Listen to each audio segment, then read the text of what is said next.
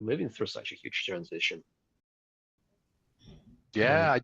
I do concur there because it's also expected that it's not only software replacement. I mean, up to now, SHA-1, SHA-2, or extending the key lengths, all those kind of things that we have been through.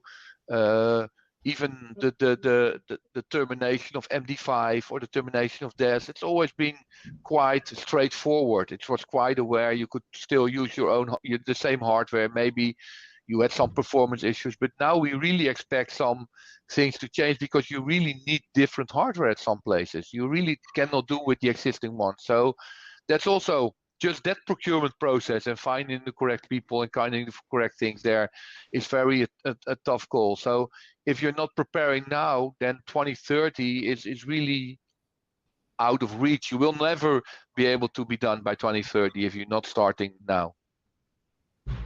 Exactly. It's like turning a battleship, right? You can't turn a ship on a dime. It has to take place, with the entire organization on board and very slowly. And so I think that's a good opportunity to talk about, what other areas of the world are doing to prepare themselves. And because, thus far we've talked about the Western world for the most part, Europe and North America, and there are other parts of the world that are equally concerned about post-quantum. And so China is one of those. It's very interesting to consider. And I know that we have some indication that they were moving in 2016 and now they're moving again. Yeah, I think as we discussed, as Vladimir mentioned also in our preparation call yesterday, it was quite good that they started in 2016 and then it died out a bit. But now they're really into a new competition or something like that. Do you know a bit more about it, Vladimir, or is it? It was just announced a few months ago that they are starting their PQC, and I assume they mean their custom PQC algorithms. So it feels that they're going to be, creating their own versions, but at the same time, for commercial use, they're going to be following the NIST ones as well. So again, they're trying to kind of keep up with the world as far as I can see, as well as have something that is proprietary, which again has been restarted because I remember that back around 2000, probably 16, 17, around that time frame. I remember some of the names of the algorithms they had, which sounded similar to the ones that were competing in the NIST standardization process, but have no idea what apparently has happened to them after all. And was interested to hear their announcement of restarting the creation and standardization of their own proprietary algorithms. Yeah, I guess that's similar. I mean, it would be identical to what it is now, right? They have a couple of China-specific algorithms, which some, of course, organizations have to abide with and use. But for most, say, commercial usage, at least from that we are exposed to, the classic standard algorithms are sufficient. Yeah, and in the financial sector, I'm very happy to have heard and also read the communications that they're just going to follow the NIST recommendations for the financial sector. So any banking and used for interacting with the rest of the world, they intend to follow the NIST algorithm. So I'm very happy about it. But indeed, on the competition, I was also surprised to read because I did a small read up yesterday. They're not allowing any of the participants that have been into the NIST above round 1. So only if you already had to drop out at round 1 and do your work all over, you could now participate in the China discussions. But all the NIST participants are not allowed any further. So apparently, well, from what I got, I don't know because I did not read all the material. So they're really looking for some specific algorithms there. But again, it is a global approach. So at least for finance and I think for a lot of other parts where China is interacting, they use the same algorithms we have, and I'm really happy about it. Yeah, you change to the slide on our work, and indeed we have to realize that. Any doubts that might be there around post-quantum, any doubts that might be there about the trustworthiness of the system has an impact of the global banking system. So for us as ING, it's very important to work together to communicate, to share results, because we think that only if we can keep the trust in the overall banking system, it will be a way forward. And related to that, we performed some proof of concepts. A couple of them are performed by the PCSI, that's a Dutch corporation. Very nice initiative where we share the information and we even make it available to the wider public. So there's a blog series, and I think the link is in the deck that you will get.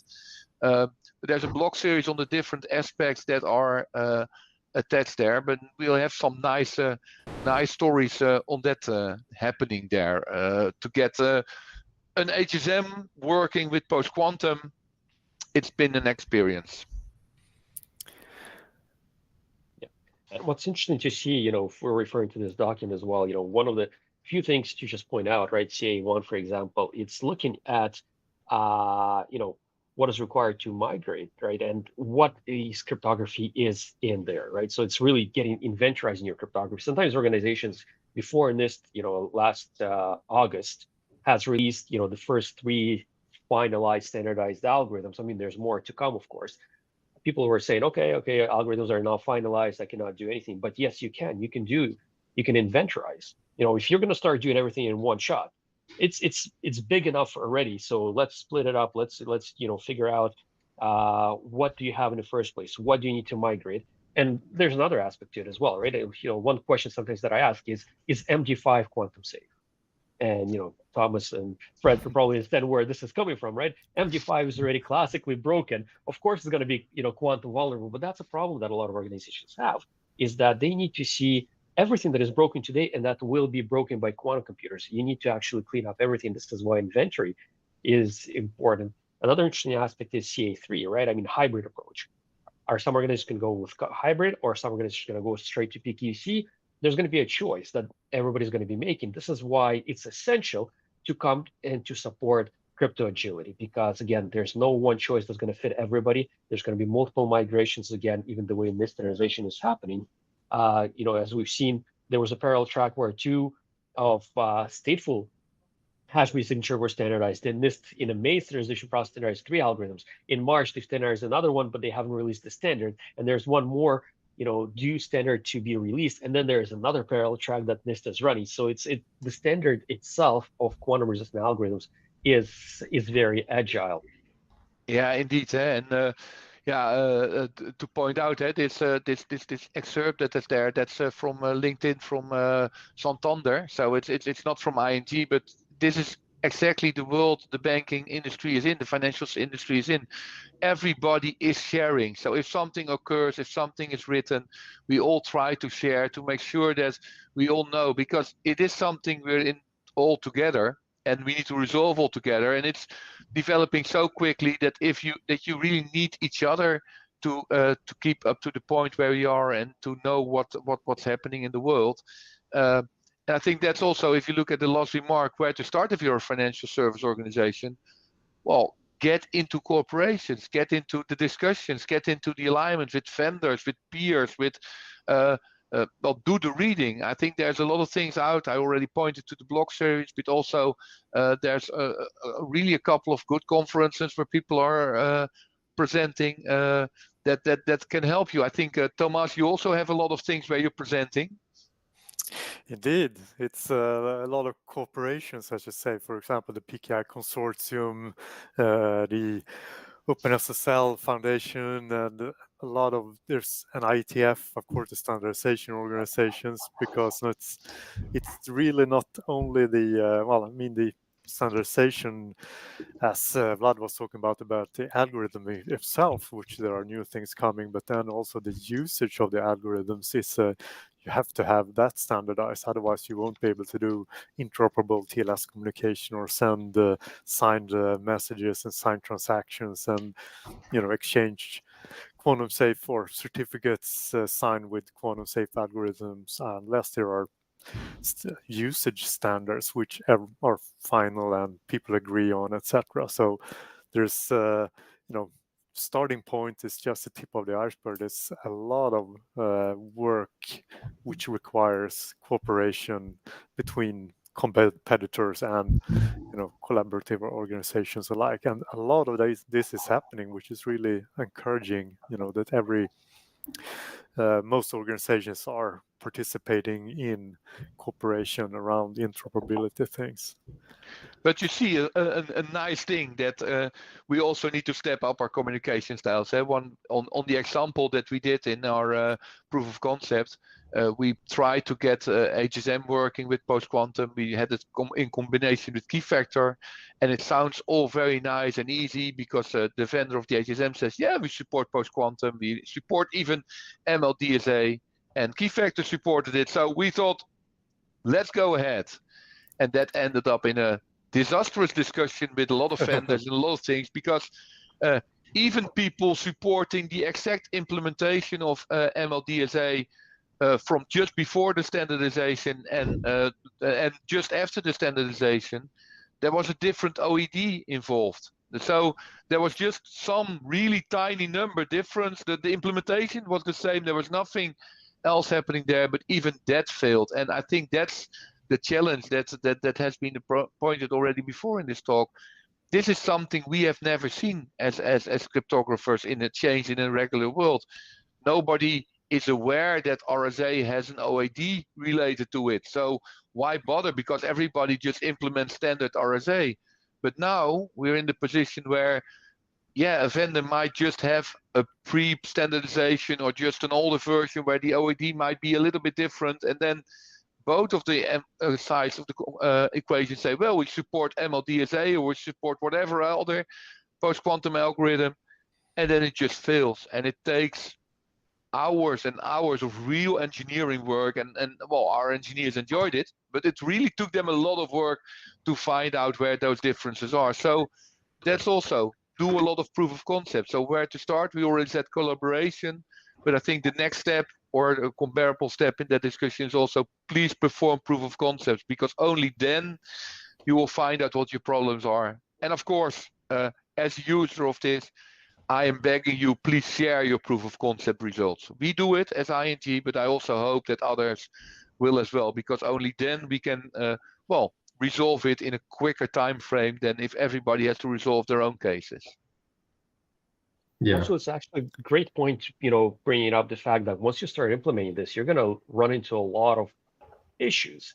Like I can just say one issue that one of our engineers ran into. He was, switching a key agreement to a key encapsulation mechanism. I mean, from a mathematical perspective, you can say these are pretty much the same. At the end of the day, all you do is you get a shared key. But the flow is different. The initiator, the responder flow is different, and this is causing engineering issues that need to be overcome.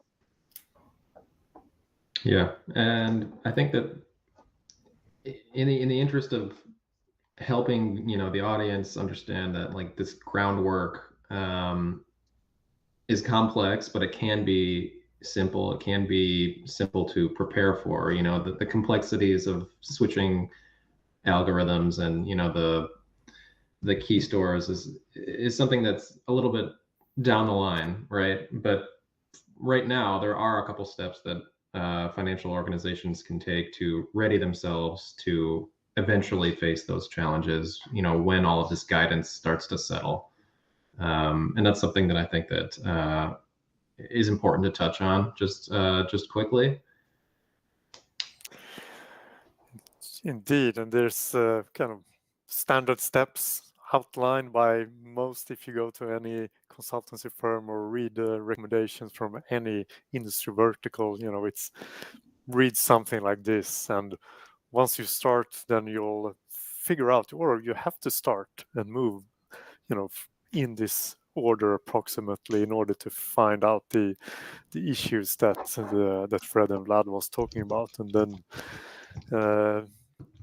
for different use cases, you definitely can move differently, or you will end up in problems at different steps, right? For if you take a simple, just say PKI use case, then you can nowadays, you can move quite far along this snake. But if you take a more complex use case, because PKI is only actually an enabler of a real use case for in the financial industry, for example, there are many different technologies involved, and then everything has to be ready, not only a couple of components, but all components has to be there.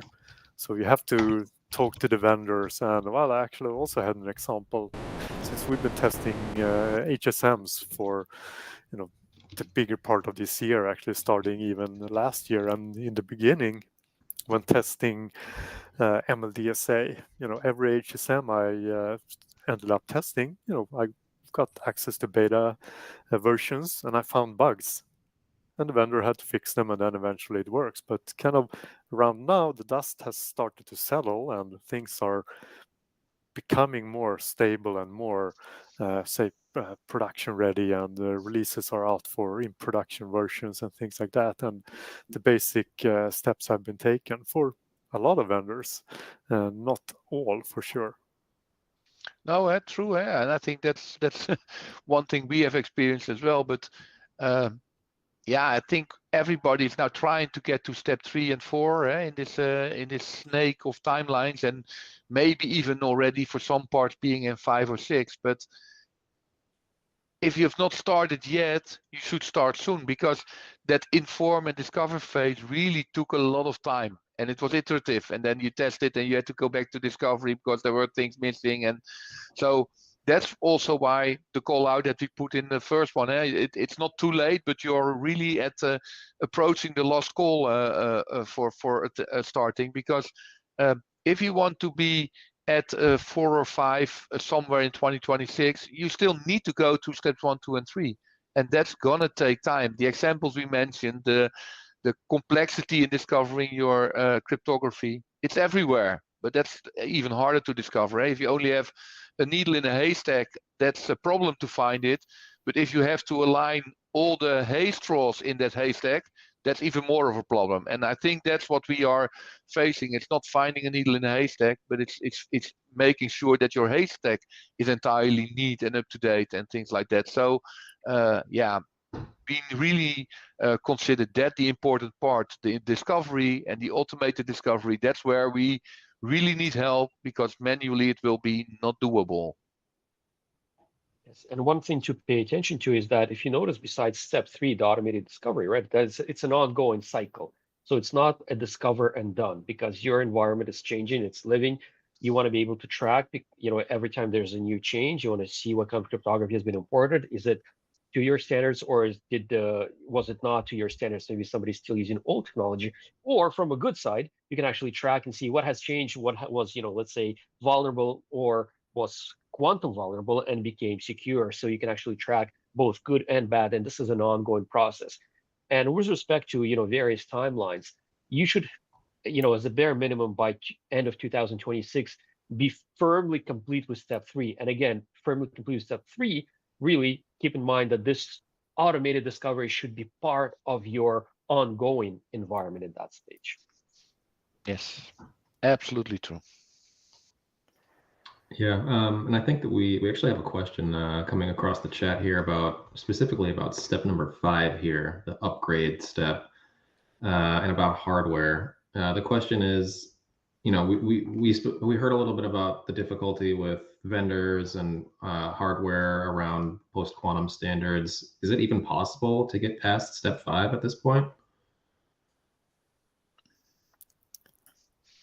I think for some use cases it is, but only say recently. So it's starting to come out. But you have to kind of live a little bit on the bleeding edge in order to do that. But it's starting to trickle out for different use cases. Yeah. Yeah, and I think there. Oh, go ahead, Vladimir. No, go ahead, Fred. I'll go after you.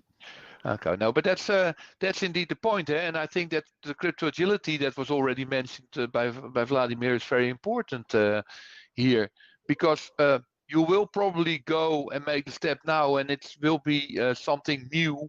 It will change. Please be aware that any change you make now will change in the next, well, hopefully couple of years, but maybe a couple of months if people are finding things or changes need to be made. So it's very important to not only just put post-quantum in there, but make sure that your entire setup is crypto agile. So your entire setup allows you to continuously make changes. And if you take that approach, it's easier to go beyond step 5 and go into step 6 because you already know that it's only for now. It's bringing you experiences. It's helping you explore post-quantum, do the things there, and then probably you'll have to go back the discovery, because where will the vulnerabilities be in your organization, in your setups, or even in the algorithms? We don't know that, and then we'll have to do it all over again. But that's only possible if you have your automated discovery there, and if you have agility. So if you don't have agility, I think that upgrade is indeed the final step at this moment, because there's still so much unclear. But if you are there, you might end up in being there in 2030 still, because I think that this is still an ongoing process till that time. So yeah, be crypto agile and make sure that what you implement is about to change all the time. Right. Amazing. Yeah, that's exactly, you know, automated discovery and agility is what you need. And then talking about upgrade, if let's say you're thinking, okay, I got third-party dependencies, you know, I have a lot of you know, stoppers for me right now to run through the upgrade. Nobody says you need to do an upgrade throughout the entire ecosystem. Do an upgrade, start with one environment, run through the whole upgrade, gain your experience. Once other stoppers are going to be removed, you're going to be already experienced to move on and do those upgrades for other environments. So it's very vital to make use of your time today to be able to understand what this migration entails. Right, right. So for those companies that, you know, those few achieving companies that have you know, post-quantum algorithms in production, I think, you know, it's important to say don't get too comfortable. Make sure that you're, you know, prepared for change. So I think that concludes our talk here. I'm actually just going to leave it on this slide, but there is one more question that came across my desk, specifically about hybrid certificates. You know, we hear a lot about hybrid certificates. What about composite certificates? What are the pros and cons between the two? Do you want to talk about the theory first, Vlad? Well, first of all, you know, I can probably say a theory in a little bit more generic way, talking about, you know, hybrid concept in general, right? When we talk about hybrid cryptography, it's really combining the two, right? You know, you can combine classical and quantum resistant or post-quantum. And how do you actually combine it? You there's NIST-approved ways of how you can combine if you want to follow the FIPS certification, while there's no FIPS certified PQC libraries out there, how you can do a classical one and one of the PQC standardized, or even, well, technically it was candidates before, but there's technically no more candidates in the main standardization process. And so when we talk about hybrid, it's like, you know, how do you combine the two or composite? There's different, I'll let Tom talk about more details on the certificate side of these things. But generically, it's how do you combine? Do you want to make sure you're saying, okay, I want to combine them so I have the security of the strongest component. So that means like each and every component must verify if we're talking about a signature, or each component must be involved if we're talking about the key agreement. So if one of them is broken, the other one is secure. Or do you actually have an or? Do you have an and between them, or do you have an or between them, right? And then you actually let the vendor or the end user select, you know, do I want to be backward compatible and be able to talk to somebody who only supports classical, and whoever supports post-quantum, I want them to actually use the post-quantum part, or how do I want to set this up? And of course, you know, there's pros and cons of each of the approaches. Yeah, and from a, say, PKI vendor point of view, we're being asked for all kind of currently, I would say, three main paths here, you know, pure PQC, hybrid or backwards compatible PQC, and composite, which is, say, non-backwards compatible, but a hybrid approach. So we're going to have to implement all of them, maybe regrettably, because of course everything takes time and it has to be long-term maintained and everything like that. But that's what we're actually doing. But then it comes to the kind of the more complex topic is, even if, we can give you certificates and everything, which is pure hybrid or composite, but then how to use them, I think that's maybe something that Fred can talk about a little bit. Yeah, that's a challenge that we are facing because seeing that the algorithms are there, but the protocols are still being updated for pure post-quantum, and now we still keep on talking on hybrid. So when do we expect them to be there, that to be ready to be able to implement that? And also there's a lot of discussions on a proper way of doing that. So if I want to go to my post-quantum solution, everybody says, well, use hybrid, but hey, there are no standards on hybrid yet, or no clarified standards and clear implementations yet. So the only way to do the experiments and do the POCs is with pure PQC, because that's the only way that we can make the steps. And then bring in the governments, where one part of the government say no, full PQC should be the solution, so it's classical next to full PQC, and others say no, you have to go through hybrid. So that's a challenge that we are facing as an industry. We don't know that yet, because if I want to do a global service, I have to comply to both. So I have to comply to both the situation, full PQC and hybrid. So we are still in the struggle there, but our main focus is, because of everything, on full PQC, because that will be the end goal. And our argument is here that for the time being, with those relevant quantum computers not being available, we can always fall back to classical. So if something fails in today, tomorrow in post-quantum, one of the reasons why you want to have hybrid, because we do not fully trust post-quantum, then we fall back to RSA at this moment. And that's, again, a good argument for crypto agility, because only if you're crypto agile, you don't mind. I mean, if we implemented fully crypto agile, then I can do full PQC tomorrow, and if that fails, I will fall back to RSA, quite simply. But that's, again, the difference and the big problem that we are facing. But our main target for now, as long as the legal approach and the compliance approaches allow us, is to have it full PQC, because at least we have standards, and at least we have the first implementations and all the protocols available and ready to work with. Yeah, and to reinforce, Fred's points about, standards going directly to PQC, or at the end of the day going to PQC.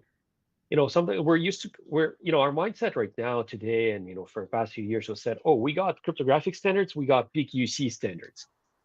Well, PQC standards are becoming the cryptographic standards. There's not, eventually, again, in this IR 8547 or any other documents we can refer to, the new cryptographic standards are going to be these PQC algorithms. Is it going to be the ones that are standardized, are going to survive with high probability, or is it going to be different ones? Standardized, this we cannot say for sure, but we can definitely say that this is something that is the new cryptographic standard. Right. Yeah, thank you. I think this is a good time to call attention to the fact that Vlad is coming to us from his travels. So we appreciate your patience and he has his final call. Vlad.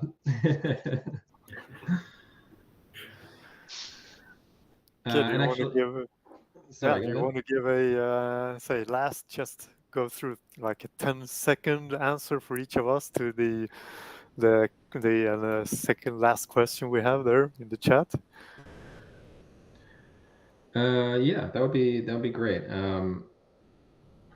I think even better, I would like to hear, and this is a bit off the cuff, but by the end of next year, what's an acceptable position on this timeline? I think probably my guess would be to get prepared with inventory, right? Maybe not risk, maybe not categorization by risk, but at least to have the ability to do inventory. Am I right?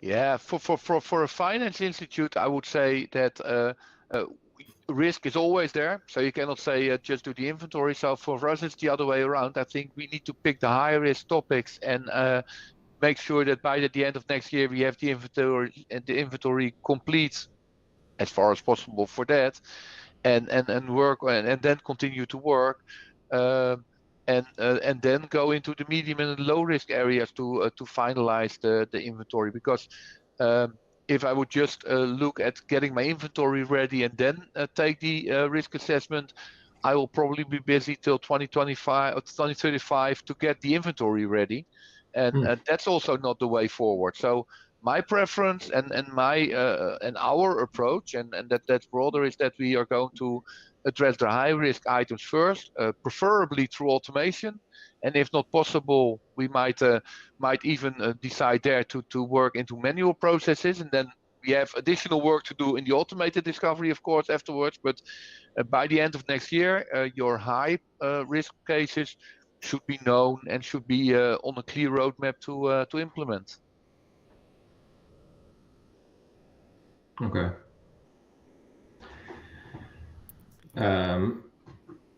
Tomas, does that sound? That sounds right to me. To me too.